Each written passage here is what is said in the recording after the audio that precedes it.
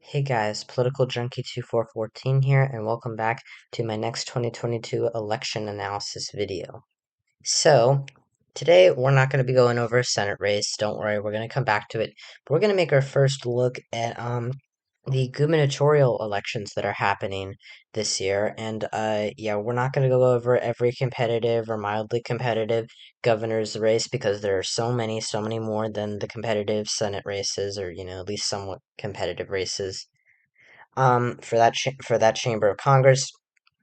So don't expect as many videos on the gubernatorial elections, but I wanted to make this video today about the Oregon governor's race because it is a race that's really interesting and one that a lot of people are not really talking about all that much. I think that this is a true sleeper flip for the GOP, and the polls reflect that, and it's just a very unique race. I've talked about it before on my during my predictions. I was going to make a video about it eventually before the midterms.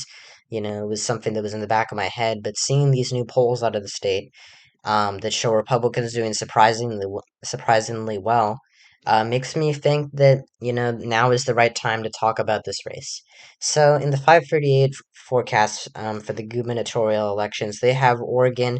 They have the Democratic nominee Tina Kotek with a 57% chance of victory, with the Republican Christine Drazan at a 43% chance of victory. Now, for a state as blue as Oregon, Kotek being only slightly favored to win, being a super blue state, the fact that Kotek is barely winning this race should surprise you. And if you're not too familiar with Oregon politics, and you just notice this super blue state, then yeah, it would absolutely surprise you. After all, this was a state that Joe Biden won by 16 percentage points just back 2 years ago. 2016, it was a little bit narrower. Clinton only won the state by 11 points, but still a pretty sizable margin. Obama won the state in 2012 by about that same amount. In 2008, it was 16 points for Obama. So, as you can see, Oregon's a pretty reliably Democratic state. In 2004, it was a pretty close state. Oregon used to be a swing state back in the early 2000s. Gore only won the state in 2000 by less than half a percentage point. 2004, it was a relatively small, or a relatively okay margin for John Kerry, but nothing substantial. It was an improvement upon Gore's margin, but it still was not too impressive. As you can see, back in the 1990s, Clinton won the state pretty reliable. Had a pretty reliable victory in the state. It was an 8-point victory though in 1996, which is a little surprising. 1988 was, Dukakis won the state by 5 points. In 1984, Ronald Reagan won the state by 12 points. Oregon was, a pretty red state back then. Beforehand, the last time before 1988 that it had gone to a Democrat was LBJ in 1964. Even in 1976, when Gerald Ford won every, state, every postbellum state, every state west of or almost basically all of the West, with few exceptions. I think Hawaii was really the only Western state, the only far Western state that Jimmy Carter won. Oregon only went to Ford by a hair. It was very very close. And in 1984, Reagan was the last Republican to win it. And this was when he swept the entire nation, save Minnesota. The tiny little pocket of blue, the Mondale, only won by 0.8%, 0.18%, probably because it was his home state. So Oregon is by no means a red state. It used to be somewhat competitive, and it was pretty competitive just about 2 decades ago. But what's making this race so competitive? Well, we have to understand that governor races and senate races, federal races, more that's a better term for it, are a lot different, and especially in states. As you can see, in 2018, a very good year for Democrats. They won in Kansas with Laura Kelly. They only won in Connecticut by 3 points, which was pretty surprising. South Dakota was a 3 point margin of victory for Kirsty Nome. Very close race for South Dakota standards. Oklahoma was less than 15 percentage points. So as you can see, this map was really wonky, and in Maryland and Massachusetts, Republicans were winning pretty handily. But you go over to Oregon. And you see that, Democrats, despite doing pretty well in a lot of other states, in the country, they won Pennsylvania by a solid margin. Michigan was pretty solid for them. New Mexico is almost safe for Lujan Grisham. I know, crazy to think about now that she's in competitive race. We'll get to that state eventually. Oregon only went to the incumbent Democratic governor, Kate Brown, by 6 points. And so Brown is the governor. She has been serving since 2015 after John Kitzhaber resigned, who was the governor.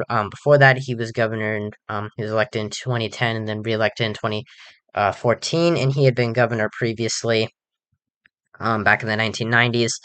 Uh, I think it was federal corruption charges that he was that forced him to resign. But basically, what ended up happening is Kate Brown took office, and as you can see, the margins weren't that impressive for John Kitzhaber. Previously he only won in 2010 by less than 2 points. He won by 6 points in 2014, so an improvement. But it was still not too well. Then in 2016 there was a special election, of course, to for to fill out Brown's term, or to fill out Kitzhaber's term. Brown won that by 7 points, and in 2018, she had a surprisingly competitive race, and she only ended up winning against her Republican opponent by 6 points. She did outperform polling, though, which I think does, make a case for Tina Kotek in this race. But Brown is a very unpopular incumbent. She is leaving office. I think she's the second most unpopular governor in the nation. I think she's only behind David Ige of Hawaii, and Hawaii is a safe blue state, so that really doesn't have much effect. So Brown is extremely unpopular, and yes, she did outrun her polling average.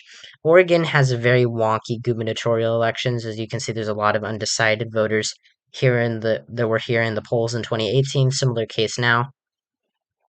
And so while I do think Democrats are going to outperform expectations in this race, they really can't take it for granted. I just realized I closed out of the page with the 2022 governor election. That was not a smart move. Um, but as you can see, this is a freeway race. We got Tina Kotek, who was the was the former Speaker of the Oregon House of Representatives, of course, the state house, not the U.S. House. We have Christine Drazan, who I believe was the minority leader of House of the Oregon House, and then you have Betsy Johnson, and she is really what's making this race so much more competitive than it needs to be. It was already going to be somewhat competitive. I think that this race would have been likely Democratic without Johnson. But she's, making this race very interesting. So if you don't know, Betsy Johnson used to be a member of, the Oregon state legislature. She was a Democrat, very moderate, very conservative, I guess you could say, for a Democrat on some social issues. And she, left the Democratic Party. She went, she left the House. She became an independent, I think. And well, yeah, I mean, she did become an independent, and now she's running for governor against Tina Kotek. And the thing that's that's making this race so attainable for the GOP, more so than a lot of people, I think, are acknowledging, is that the vote splitting between Tina Kotek, between Kotek and Johnson is pretty apparent. As you can see in the polling average, Drazan is up by 0.2% and 538. This, with 538 being a Democratic leaning, well, I guess you could say, pundit source. It's not really, it's not as biased as some people on the right would like to say, but it is still, it is still, it does still have a liberal bias, and they have Drazan up by 0.2%. Drazan is up in the Real Clear Politics average by almost 3%, and that averages out to about a 1 point lead overall. So you can see here, Drazan has defeated Tina Kotek in almost every single poll. Now, I thought to myself, Betsy Johnson is an independent, and independents really, get a lot better, get a lot more support in polling data than they do in the actual general election, and so that's why I never really bought this one poll that came out with Republicans winning, or even this poll. I said that it wasn't impossible for Republicans to win this race. I thought that it was very attainable considering the circumstances. But I've always had this race as lean Democratic. I'm starting to rethink that after seeing some more, research come out. I know that these aren't the best sources in Oregon, and that the polls, do tend to underestimate Democrats in the gubernatorial elections in the state. But the Democrats really should not get complacent with this race because almost every single pollster has been showing Christine Drazan defeating Tina Kotek.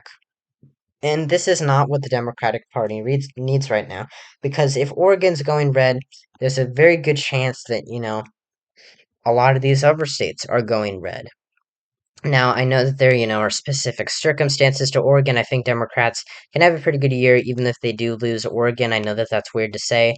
I think right now that the race is, a toss-up, and I'm gonna put it there with confidence. I had it as lean Democratic before. We'll see how it is with my governor projection that should be coming out this weekend. And yeah, this is just really not good news for Democrats. They really need to start getting nervous about this race, if they really want to, hold on to, Oregon, because the Senate race, every time I talk about this, about this governor's race in Oregon, I always mention the concurrent Senate race, in a lot of the videos I make about, the predictions. And, I say that Ron Wyden, is, pretty much guaranteed victory. And I don't think that that's crazy to say. No one really expects that race to be competitive, especially since Republicans nominated a QAnon extremist. And yeah, Wyden is an overachiever. He, even was able to win by a solid margin in 2010. It was more than California and Washington's votes, or margins combined. Actually, now that I think about it, yeah, it would still be less. It would still be their margins combined would still be less than Wyden's 18-point victory. 2016 he won by 23 points. He outperformed Clinton by quite a bit, and he's won by some pretty substantial margins before. I think the only time he didn't win by a pretty strong margin was in 1996 when he had his first Senate special election after Bob Packwood resigned. So the Oregon Senate race is really locked in for Democrats, and that's not an overstatement to say. It could have been likely had Republicans nominated a better candidate, but even then, that was, a stretch considering Wyden's strong electoral history. It would still be safe by probability, and Wyden's absolutely going to win his Senate race. But seeing such a significant drop off from the gubernatorial level and the Senate level reminds me a lot of Ohio. Mike DeWine is on track for re-election. Even though I think Nan Whaley is an okay candidate, she's not going to beat DeWine. It's pretty clear, and I think it's ridiculous to say that she even has a realistic chance at doing so. But in the Senate race there, it's very competitive. At least somewhat it seems to be. It was always going to be somewhat competitive in Ohio's Senate race. J.D. Vance, though, has made it a lot more competitive than it should be. I think he is going to outperform his polling data. And, I'll put out my Senate prediction tomorrow, and you'll see how, I'll talk about Ohio more. But getting back to Oregon, you can see, just like in Ohio, there's a significant drop-off between Tina Kotek and, Ron Wyden. And a lot of that has to do with the vote splitting, and another thing that's also, making this race so interesting and so, such a hot mess, to be completely honest, is the fact that Johnson has kind of pivoted to the right on some issues. It's just she's actually not just trying to play spoiler to Tina Kotek. She's trying to, mess up uh, what's her name? Christine Drazan's, Drazan's margins in the rural areas as well. And, I don't think that I don't think Johnson has a realistic shot at winning this race. She could in a best case scenario for her, but I think it's down to Kotek or Drazan. And Johnson, I think she is going to take a lot of the vote away from Kotek. I don't think it's going to be 16%. I think the most is 15. So, yeah, and I think the most of these undecided voters, I think will swing towards Kotek and, not all of them, obviously. I know that that's weird to say that undecideds are going to break for Democrats because usually it's the other way around. It's never an exact science, but Oregon is a state, as you saw in 2018, Brown outperformed her polling. I think a similar case will happen in Oregon. I still have the race, going to the Democratic Party. But I do think that it is a lot closer than it should be. Democrats need to start investing in this race. Glenn Youngkin actually went over to campaign for Drazan. Um, or Drazan. I don't know exactly how to say it. I've heard it Drazan, Drazan. So I don't know. I'm gonna look it up after this, and yeah, when I make my governor's election prediction on Sunday, but at least I should make it on Sunday. Yeah, I will say it correctly. So yeah, that's pretty much it for this video. Point is, Oregon is a lot more competitive than it should be. Democrats should really start getting worried about Oregon, should start helping Tina Kotek. She's, reminding voters a lot of Kate Brown in a state that already has, surprisingly competitive elections, for the governor's race. So yeah, just keep your eye on Oregon. We might see, it might surprise us and vote Republican this year. I think that that's a stretch to say, but it's not a stretch, to be, it's not an insane stretch. It's not impossible to see. If we were talking about a federal race, yes, it would absolutely be ludicrous to say that. But this is a very unique race. There's an independent. There's an unpopular Democrat. One of the Democrats' weaker candidates, I would say, that they've put up in the governor elections this year, and a fairly good Republican. So we'll see what happens in Oregon. I still think it stays blue, but it is too close to call, in my opinion. I think it's a toss-up as of right now. And, well, I mean, I did just call it there when I said I think it stays blue, but I could be wrong. I think it'll be a lot closer than some people expect. And yeah, here's the county map. Pretty similar to 2018, I think.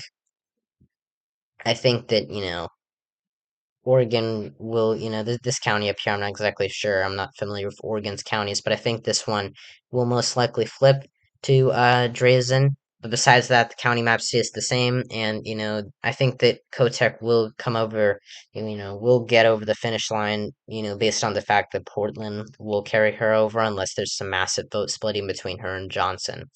So yeah, that's pretty much it for this video, guys. Hope you guys enjoyed the video that I hope you guys just enjoyed the video in general. Make sure to like and subscribe to the channel.